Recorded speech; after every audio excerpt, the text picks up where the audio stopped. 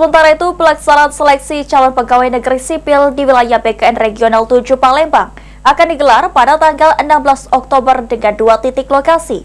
Sementara untuk mandiri akan dimulai pada tanggal 18 Oktober mendatang.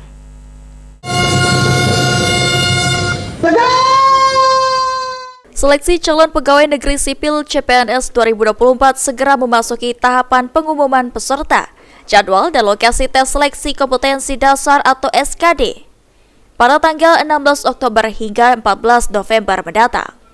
Kabid Inka BKN Regional 7 Palembang, Yuli Novianti mengatakan, seleksi CPNS di wilayah BKN Regional 7 Palembang dan UPT akan dimulai pada tanggal 16 Oktober hingga 16 November 2024 dengan 2 titik lokasi.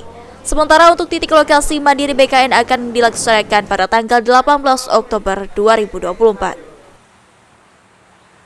Seleksi CPNS di tahun 2024 kita insya Allah dimulai di tanggal 16 Oktober 2024. Tapi khusus untuk wilayah kantor regional 7 dan UPT wilayah BKN, kemudian untuk titik lokasi yang mandiri BKN itu di tanggal 18 mulainya di 18 Oktober 2024. Menurut Yuli, mengenai titik lokasi pelaksanaan seleksi saat ini masih menunggu informasi lanjutan dari pusat. Namun bisa dipastikan hanya ada 2 titik lokasi. Ilham Wahyudi, PAL TV.